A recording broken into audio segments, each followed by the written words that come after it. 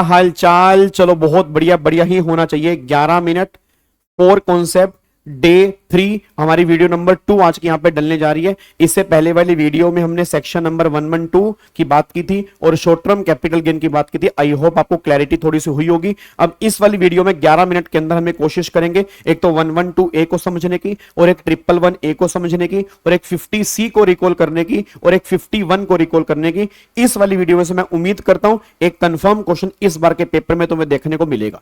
अब अगर मैं 112 या 111 ए की बात करता हूं तो पहली बात 112 ए जो है वो लॉन्ग टर्म कैपिटल गेन का है और 111 ए जो है वो शॉर्ट टर्म कैपिटल गेन का है। अब ये 112 ए और 111 ए कब लगते हैं तो गवर्नमेंट कहती है कुछ कंडीशंस हैं। पहली कंडीशन ये कब लगेंगे, अगर आपके पास लिस्टेड शेयर्स हैं या units of equity oriented mutual funds हैं या यूनिट्स ऑफ बिजनेस ट्रस्ट हैं।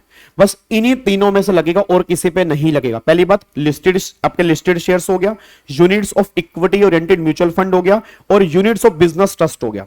अगर ये तीनों में से कोई भी एसेट आपके पास है और आपने 1 अप्रैल 2018 या उसके बाद इसको बेचा है और इसके ट्रांसफर पर आपने एसटीटी पे किया है। अच्छा, इक्विटी शेयर की ट्रांसफर पर परचेज एंड सेल दोनों टाइम पर एसटीटी पे होना चाहिए और बाकी जो दोनों एसेट हैं उस पे सिर्फ सेल के टाइम पर एसटीटी पे होना चाहिए। अब बच्चा अगर आपने ऐसा काम किया है, ये दोनों की दोनों कंडीशन सेटिस्फाइड। पहली कंडीशन ट्रांसफर किया हो 1 अप्रैल 2018 या उसके बाद, और दूसरी कंडीशन जो है आपने एसटीटी पे किया हो। अगर दोनों कंडीशन सेटिस्फाइड हैं तो जो भी तुम्हारे कैपिटल गेन निकल के आ रहे हैं 1,25,000 के एग्जाम्प्ट होंगे और 1,25,000 के बाद ये टैक्सेबल होंगे। किस रेट से टैक्सेबल होंगे ये डिपेंड करता है कि ट्रांसफर कब किया है। अगर 23 जुलाई 2024 से पहले ट्रांसफर किया है तो टैक्स रेट था 10%, और अगर 23 जुलाई 2024 या उसके बाद ट्रांसफर किया है टैक्स रेट आपका 12.5% है। एग्जम्पशन 1,25,000 की है। पहले 1 लाख रुपए की लिमिट होती थी, अब 1,25,000 रुपए की लिमिट है। क्या बात मेरे समझ में आ रही है? और एक 1,25,000 रुपए की लिमिट एग्रीगेट लिमिट है, मतलब पूरे साल में टोटल 1,25,000 के ही गेन एग्जम्प्ट होंगे, उसके बाद जो होंगे वो गेन टैक्सेबल होंगे। ये 112 ए के अंदर मैटर है। सर एक हमने 112 में कुछ ऐसा भी किया था कि कोस्ट निकालने का तरीका होता है। यस, 112 में कैपिटल गेन कुछ अलग तरीके से निकलते हैं, उस तरीके से नहीं निकलते जैसा हमने पिछली वीडियो में देखा था। 112 ए में कैपिटल गेन कैसे निकलते हैं, सेल प्राइस में से हम माइनस करते हैं कोआ। अब कोआ कितने माइनस करेंगे तो कोआ निकालने का तरीका 112 में दिया हुआ है। कोआ निकालने का तरीका क्या होता है तो गवर्नमेंट कहती है higher of A and B. A का मतलब जो तुम एक्चुअल कॉस्ट लेते वो एक्चुअल कॉस्ट मतलब ए में आ गया। बी में लोअर ऑफ 1 एंड 2। लोअर का मतलब क्या है, पहला जितने के तुमने मतलब ये एसेट बेची हैं जो सेल प्राइस है, सेल प्राइस, और 31 जनवरी 2018 की जो एफएमबी है वो तुम्हें क्वेश्चन में दी होगी। तो 31 जनवरी क्यों लिखा है, क्योंकि 1 फरवरी को बजट आया था, तो 31 जनवरी 2018 की जो एफएमबी है वो, और सेल प्राइस इनमें से लेस, जो लेस है कंपेयर करो परचेज प्राइस, इनमें से हायर, ये तुम्हारी कॉस्ट बनेगी। ये सारी बातें हम रेगुलर बैच और रिवीजन क्लास के अंदर भी बहुत बढ़िया तरीके से कर चुके हैं। ये कॉस्ट आ गई, कैपिटल गेन निकाल दो, 125 तक है तो एग्जाम्प्ट है, 125 से ऊपर है तो वो टैक्सेबल है। ये सारी बातें आ गई। और अगर यही तुम्हारे शॉर्ट टर्म कैपिटल गेन है तो फिर 111 में टैक्सेबल है। 111 में फर्क क्या है, 23 जुलाई 24 से पहले ट्रांसफर किया तो 15% टैक्स रेट है, और अगर यही ट्रांसफर 23 जुलाई 2024 या उसके बाद किया है तो 20% कैपिटल गेन टैक्स लगेगा शॉर्ट टर्म कैपिटल गेन 111 के अंदर। बस ये पर ध्यान दो, ये सारी बातें आपके निकल के आती हैं। एक बार और ध्यान देना, लॉन्ग टर्म कैपिटल गेन 112 ए के टैक्स में से कोई तुम्हें रिबेट नहीं मिलती, मतलब गलती से इसके टैक्स में से रिबेट माइनस मत कर देना, बट 111 ए के टैक्स में से रिबेट मिल जाती है।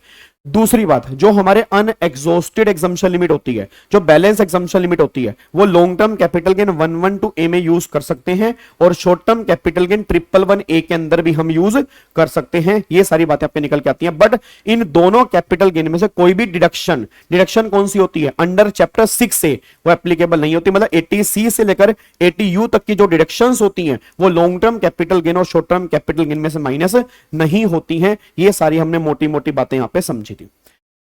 फिर अगला आता है एक सेक्शन हमने 50C किया। अब अगर मैं सेक्शन 50C की बात करूंगा तो 50C को बहुत ध्यान से समझना। 50C क्या निकल के आता है, पहली बात 50C जो एप्लीकेबल होगा वो लैंड बिल्डिंग और लैंड एंड बिल्डिंग वाले केस में लगेगा और किसी भी केस में नहीं लगेगा। 50C क्या बोलता है, अगर स्टैंप ड्यूटी वैल्यू जो तुम्हें क्वेश्चन में दी होगी, तुम्हारे एक्चुअल सेल प्राइस के तुम्हें क्वेश्चन में दिया होगा, अगर तुम्हारी stamp duty value actual sale price के 110% से ज्यादा है, अगर 110% से ज्यादा है फिर स्टैंप ड्यूटी वैल्यू को सेल प्राइस मानना, नहीं तो एक्चुअल सेल प्राइस को ही सेल प्राइस मान लेना। सर कैसे कैलकुलेट करेंगे? जो तुम्हें एक्चुअल सेल प्राइस दी है उसका 110% निकाल लो। अब जो भी 110% आ गया एक वैल्यू आ जाएगी। अगर स्टैंप ड्यूटी वैल्यू इससे ज्यादा है तो फिर तो स्टैंप ड्यूटी को वैल्यू बना दो। अगर इसके बराबर है या इससे कम है फिर एक्चुअल सेल प्राइस को ही सेल प्राइस बनाओगे। ये सारी बातें यहां पे निकल के आती हैं। फिर कई बार क्या होता है क्वेश्चन में 2 दिन की स्टैंप ड्यूटी वैल्यू हमें दी होती है। एक तो हमें स्टैंप ड्यूटी दी होती है एग्रीमेंट के दिन की अलग दी होती है, और फिर हमें स्टैंप ड्यूटी जो दी होती है वो रजिस्ट्रेशन के दिन की अलग दी होती है। अब अगर एग्रीमेंट के दिन की अलग दी है और रजिस्ट्रेशन वाली अलग दी है तो गवर्नमेंट ने कहा हम एग्रीमेंट के दिन की स्टैंप ड्यूटी वैल्यू को बेस बना के चलेंगे। कब? अगर सामने वाले बायर ने कुछ पैसा या सारा पैसा पे कर दिया हो। किस दिन? एग्रीमेंट के दिन या उससे पहले। कैसे पे कराओ? अकाउंट पे चेक से पे कराओ, अकाउंट पे ड्राफ्ट से पे कराओ, या ऑनलाइन मोड से पे किया हो। अगर ऐसे पे किया तो फिर तो एग्रीमेंट के दिन के एसडीवी को बेस बनाएंगे, नहीं तो हम रजिस्ट्रेशन के दिन की एसडीवी को बेस बना के चलेंगे। ये सारी बातें हमने डिस्कस की थी। मतलब अगर पेमेंट कैश में की है, पेमेंट अगर क्रॉस चेक से की है, पेमेंट अगर बीरियर चेक से की है तो बनेगी रजिस्ट्रेशन के दिन की एसडीवी। अच्छा एक बात और सुनना, वो तुम्हें पेपर में कंफ्यूज करने के लिए डेट ऑफ पोजेशन भी देता है, पोजेशन के दिन की एसडीवी भी देता है। तो पोजेशन के दिन की एसडीवी हमारे काम की नहीं होती, बट हां पोजेशन की डेट हमारे काम की है, क्योंकि पोजेशन को ही हम ट्रांसफर मानते हैं। तो ट्रांसफर जो होगा वो पोरेशन के बेस पे होगा। बट हां अगर पोरेशन की डेट हमें नहीं दी फिर जो रजिस्ट्रेशन की डेट होगी उसी को ट्रांसफर मान के चलेंगे, उसके बेस पे कैलकुलेशन करेंगे। ये सारी बातें 50C में आती हैं।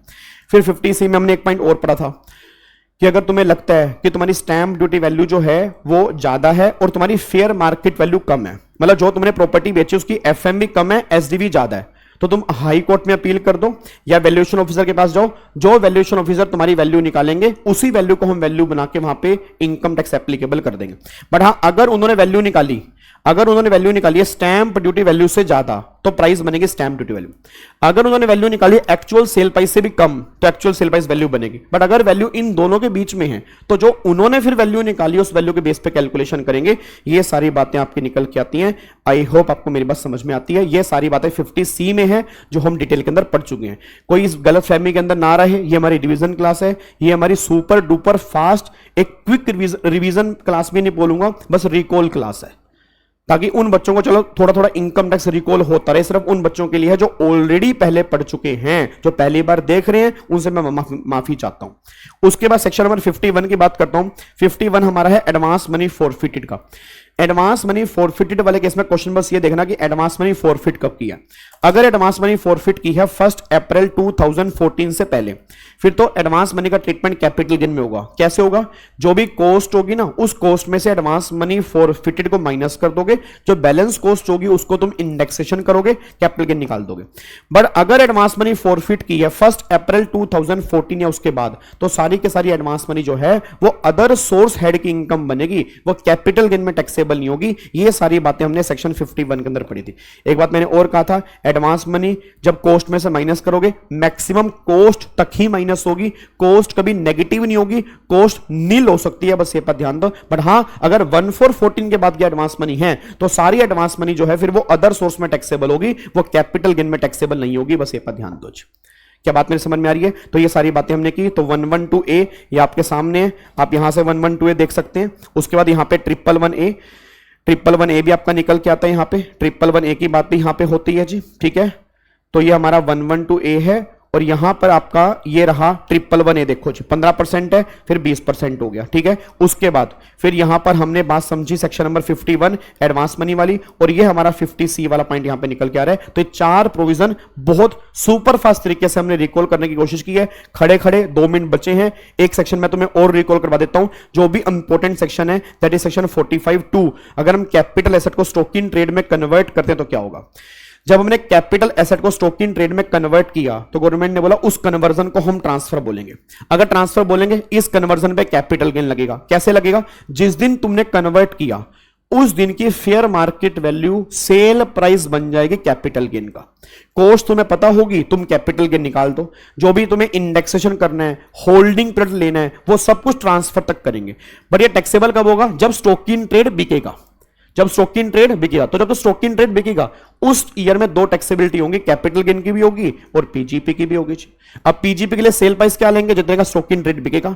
पीजीपी के लिए कॉस्ट क्या लेंगे, जो कैपिटल गेन का सेल प्राइस बना एफएमवी, वही कॉस्ट बनेगी पीजीपी की, और तुम अपना पीजीपी की इनकम निकाल दोगे। और पीजीपी के अंदर कोई भी इंडेक्सेशन नहीं होता, इंडेक्सेशन ओनली कैपिटल गेन के चैप्टर में होता है, और वो भी तब अगर 23 जुलाई 2024 से पहले का ट्रांसफर है। अगर 23 जुलाई 2024 से उसके बाद का ट्रांसफर है तो कैपिटल गेन के अंदर भी कंप्यूटेशन के टाइम पर इंडेक्सेशन जो है वो खत्म हो चुका है।